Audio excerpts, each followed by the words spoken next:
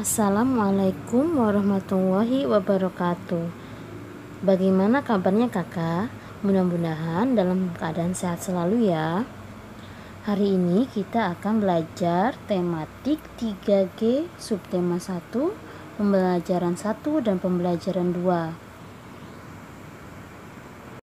Alangkah baiknya sebelum kita memulai pelajaran, kita membaca doa terlebih dahulu ya kak. Bismillahirrohmanirrohim. Baik, selanjutnya kakak persiapkan buku paket 3G. Kakak buka halaman 3. Halaman 3 pembelajaran 1. Ayo mengamati. Amati gambar berikut. Terdapat 5 gambar. Pertama gambar sapi dan petani sedang memerah sapi, permen, keju, susu, dan susu cair. Nah, di sini teknologi pangan menghasilkan berbagai macam makanan dan minuman untuk dinikmati. Sebagai contoh, berbagai hasil pertanian dan peternakan dapat diolah menjadi berbagai makanan dan minuman. Dulu, orang hanya bisa menikmati susu sapi berupa susu cair. Namun, kini banyak produk olahan susu yang dapat dinikmati. Nah, sebutkan produk-produk tersebut. Nah, di sini ada permen, keju, susu cair, dan susu siap minum. Banyak sekali olahan-olahan yang dapat dihasilkan oleh susu. Masih halaman 3. Ayo mencari tahu. Lengkapi tabel dengan hasil-hasil pengolahan bahan pangan. Lakukan seperti contoh. Nah, di sini terdapat bahan pangan, kacang kedelai, ikan, daging. Hasil pengolahan dari kacang kedelai ada beberapa ya kak. Di sini ibu menulisnya pertama tempe, kedua tahu, ketiga susu kedelai. Ikan bisa diolah menjadi kerupuk ikan. Di sini ibu menulisnya otak-otak ikan dan bakso ikan. Nah, di sini daging sapi ibu mengolahnya atau ibu nulisnya sosis, bakso, kornet.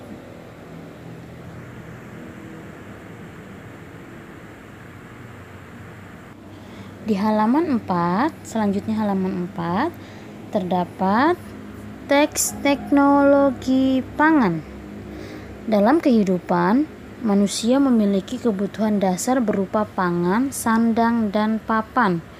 Kebutuhan pangan merupakan kebutuhan akan makanan, sedangkan kebutuhan sandang dan papan merupakan kebutuhan akan pakaian dan rumah. Kebutuhan pangan merupakan kebutuhan yang paling banyak dipenuhi. Agar kebutuhan itu terpenuhi, beraneka jenis bahan pangan harus tersedia sepanjang waktu. Padahal, bahan pangan mudah rusak atau membusuk. Oleh karena itu, dibutuhkan cara yang tepat untuk mengolah, menyimpan, mengemas, dan mengawetkan bahan pangan. Cara penanganan bahan pangan tersebut membutuhkan berbagai pemikiran dan percobaan. Setelah melalui berbagai pemikiran dan percobaan, lahirlah cara-cara yang disebut teknologi pangan. Teknologi pangan adalah penerapan ilmu pengetahuan untuk mengolah bahan pangan. Dengan teknologi pangan, bahan pangan dapat tersedia untuk waktu yang cukup lama. Kelebihan hasil panen pertanian dapat diolah menjadi bahan pangan yang lain. Cara pengemasan bahan pangan pun bertambah maju, sehingga banyak menjadi bersih dan bebas dari bibit penyakit. Dalam kehidupan sehari-hari kita itu membutuhkan berupa pangan, sandang, dan papan. Pangan itu merupakan kebutuhan akan makanan, Jadi sangat dibutuhkan sekali oleh kita ya Kak. Kalau kita tidak makan, maka tubuh kita akan lemas dan tidak akan mempunyai energi untuk beraktivitas. Sedangkan kebutuhan sandang dan papan merupakan kebutuhan pakaian dan rumah. Karena bahan pangan merupakan kebutuhan dasar manusia yang harus dipenuhi setiap harinya, maka dibutuhkan cara-cara yang tepat untuk mengolahnya Kak. Menyimpan, mengemas, dan mengawetkan bahan pangan. Cara penanganannya banyak sekali dengan cara teknologi pangan. Teknologi pangan itu apa? Penerapan ilmu pengetahuan untuk mengolah bahan pangan menjadi awet, menjadi tahan lama, lebih bersih, bebas dari bibit penyakit, dan tetap enak dalam jangka waktu yang lama. Halaman 5, ayo berlatih, tulis sumber bahan pangan yang diolah menjadi makanan-makanan berikut. Di sini terdapat beberapa gambar. Gambar pertama itu oncom. Oncom merupakan hasil dari pengolahan kedelai. Gambar yang kedua yaitu hasil dari pengolahan ikan. Gambar yang ketiga sosis, hasil dari pengolahan daging.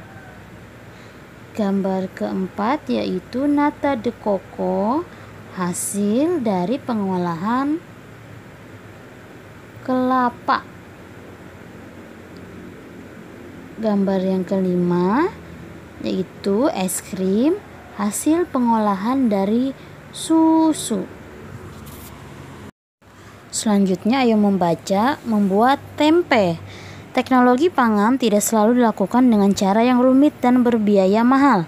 Beberapa teknologi pangan dapat dilakukan dengan cara-cara sederhana. Bahkan cara yang dilakukan telah diresepkan secara turun-temurun dari nenek moyang kita. Salah satu teknologi pangan tersebut adalah dalam pembuatan tempe. Tempe merupakan makanan yang digemari di Indonesia. Cara pembuatan tempe cukup sederhana dan telah dilakukan oleh banyak pengrajin tempe di Indonesia. Langkah-langkahnya bisa kakak baca di halaman selanjutnya. Langkahnya terdapat 1-7 langkah, bisa kakak pelajari ya di rumah. Jika ingin membuat harus didampingi oleh orang dewasa ya Kak. Halaman 8, selanjutnya halaman 8. Di sini kita akan belajar matematika, cara menghitung persegi panjang. Luas persegi panjang. Nah, kartu yang digunakan untuk mengukur luas permukaan daun seperti di atas merupakan satuan tak baku. Adakah satuan lain untuk mengukur luas permukaan suatu benda atau luas suatu bangun? Di sini terdapat persegi panjang dan persegi. Di sini sisinya yaitu E, F, G, H. Sedangkan persegi yaitu I, J, K, L. Kita hitung bersama-sama berapa luas masing-masing panjang di atas. Untuk menghitung luas bangunan tersebut, kita hitung banyak petak persegi dari bangun tersebut. Kita tulis persegi panjang EFGH terdiri atas 10 petak persegi. 10 petak itu kotak ya Kak. Yang kotaknya kita tulis dulu, kita hitung. Kita tulis 1, 2, 3, 4, 5, 6, 7, 8, 9, 10. Kemudian luas EFGH 10 persegi satuan. Jika kita gunakan perkalian, maka sudut EF-nya itu ada 2 petak, sedangkan sudut FG-nya terdiri 5 petak. Luas persegi panjang EFGH 2 kali 5 itu 10 persegi satuan. Nah, kemudian di sini ada persegi IJKL terdiri dari 36 petak persegi. Dari mana? Karena kita sudah menghitungnya terlebih dahulu. Sudah kita urutkan nomornya dari 1 sampai 36.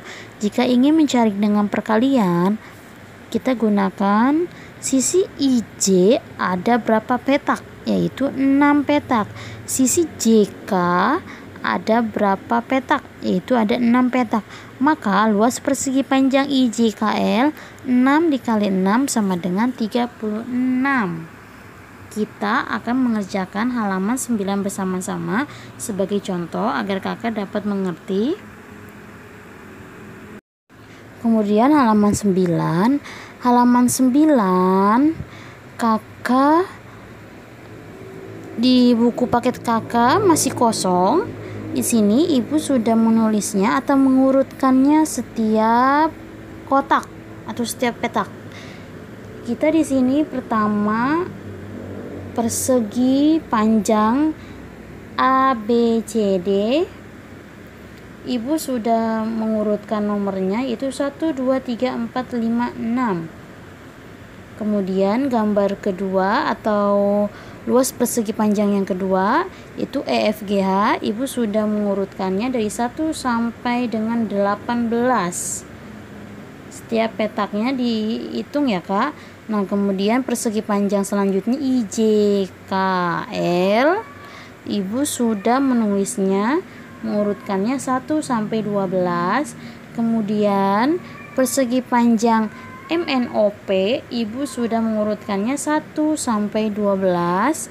Kemudian persegi panjang QRST, ibu sudah mengurutkannya dari angka 1 sampai dengan 30.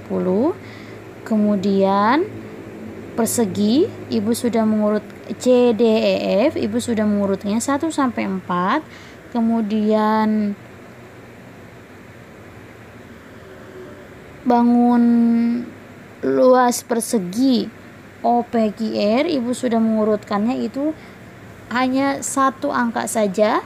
Kemudian luas persegi panjang GHIJ, ibu mengurutkannya 1 sampai 36. Kemudian persegi KLMN, ibu sudah mengurutkannya 1 sampai 49. Silahkan kakak urutkan terlebih dahulu agar kakak bisa mudah menghitungnya ya. Nah, di sini selanjutnya masih halaman 9, ibu sudah menuliskan luas persegi panjang ABCD yaitu 6. Jika kita mencari melalui perkalian, bisa dilihat dari sudut atau sisi AB ada berapa petak. Gambar yang pertama atau seluas bangun yang pertama ada berapa petak. Yang sisi AB-nya yaitu 3 petak. Nah, sedangkan sisi BC-nya hanya ada 2 petak. Jadi 3 dikali 2 sama dengan 6. Sedangkan luas persegi panjang EFGH, kita lihat di luas persegi panjang EFGH, sisi EF, bisa kakak lihat sisi EF ada berapa petak? 1, 2, 3, 4, 5, 6. Nah, sisi EF ada 6 petak. Kemudian kita hitung sisi FG.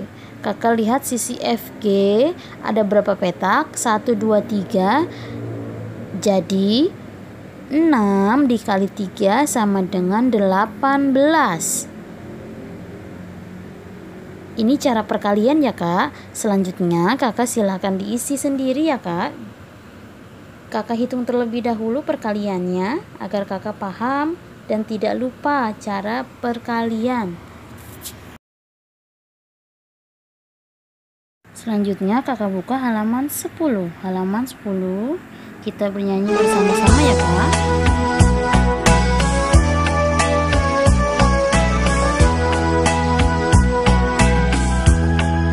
Mau ikutan? Ini mau nyanyi. Bajunya baru, rambutnya baru, bajunya baru. Mau makan di restoran, bukan berarti harus ke Padang. Cukup ada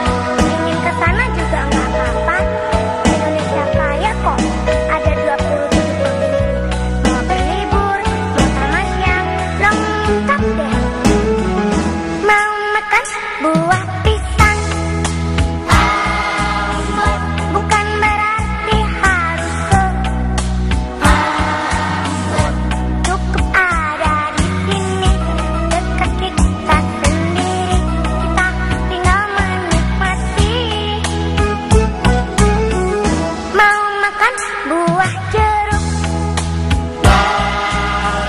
Bukan berarti harus ke cukup ada di sini dekat kita sendiri. Kita tinggal menikmati. Hey Indonesiaku, tanah subur rakyat makmur, tanah subur rakyat makmur. Hey Indonesiaku, aku sayang kepadamu, aku sayang kepadamu. Tanam jagung, tumbuh jagung, tanam singkong, tumbuh singkong, tanam studi, tumbuh ilmu. Hey Indonesiaku, tanah subur rakyat makmur, tanah subur rakyat makmur. Hey Indonesiaku, Eno sayang kepadamu, Eno sayang kepadamu. Tanam salak, tumbuh salak, tanam durian, tumbuh durian, tanam padi, tumbuh padi. Tanam salak, tumbuh salak, tanam durian, tumbuh durian, tanam padi, tumbuh padi. Makasih, makasih, makasih, makasih. Selanjutnya halaman 13. Kemampuan setiap orang berbeda-beda. Ado dan Bimo mahir dalam olahraga renang. Mereka telah menguasai teknik mengambang maupun meluncur di dalam kolam renang. Berbeda dengan Arga dan Panji yang masih belum mahir berenang. Karena merasa lebih mampu, Bima mengejek Arga dan Panji. Bima berkata lebih baik Panji dan Arga bermain di kolam renang untuk bayi saja. Ado tidak senang dengan sikap Bimo. Ado menasihati Bima untuk tidak mengejek siapapun yang belum mahir berenang. Setiap orang memiliki kemampuan yang berbeda-beda. Kita harus menghargai perbedaan yang ada. Masih di halaman 13, bagaimana sikapmu? Beri tanda centang untuk sikap yang terbaik menurutmu. Bima mendapat nasihat dari Ado untuk menghargai perbedaan.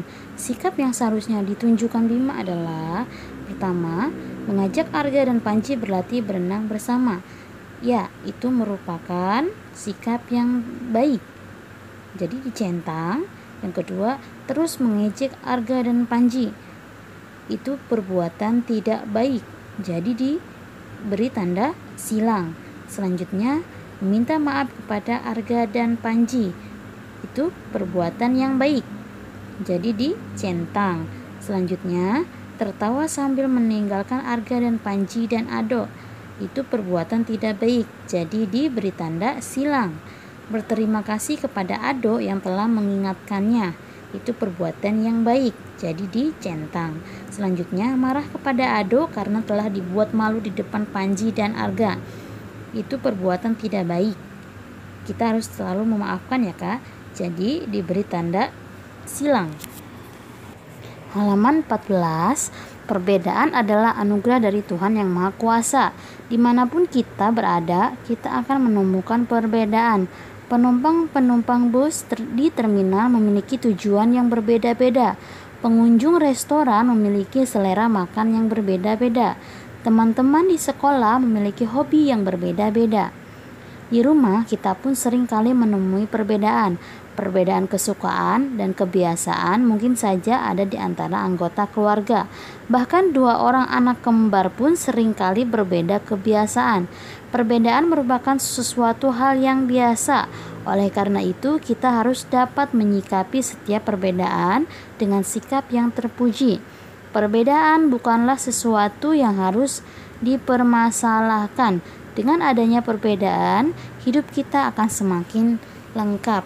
Dengan siapapun, kita harus saling menghormati. Dengan yang berbeda agama, berbeda suku, berbeda warna kulit, berbeda rambut, berbeda kesukaan makanan, kita harus saling menghargai. Tidak boleh mengejek, tidak boleh menjauhi, tidak boleh marah-marah. Karena seperti semboyan Indonesia yaitu Bhinneka Tunggal Ika, berbeda-beda tetap satu jua. Meskipun berbeda tetap kita bangsa Indonesia, bangsa yang satu yaitu bangsa Indonesia.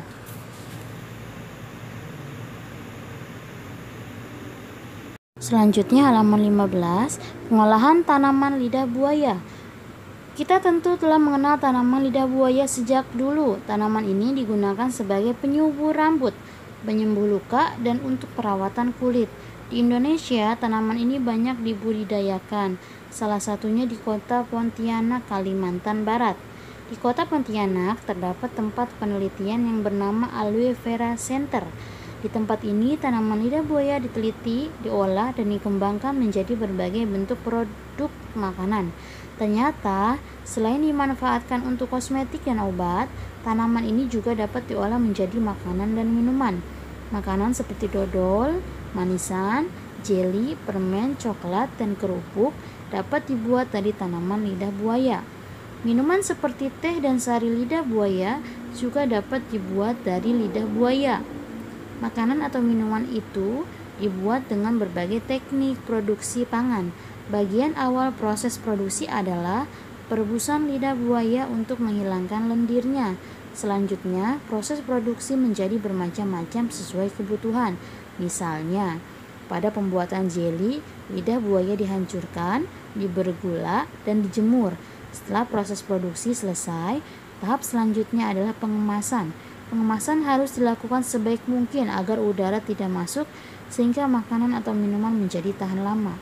Bentuk kemasan juga harus menarik agar konsumennya menyukai. Nah, cukup sekian ya Kak pelajaran tematik hari ini. Kakak bisa membacanya dan mempelajarinya di buku paket. Mudah-mudahan dapat Kakak pahami dan Kakak mengerti. Wassalamualaikum warahmatullahi wabarakatuh.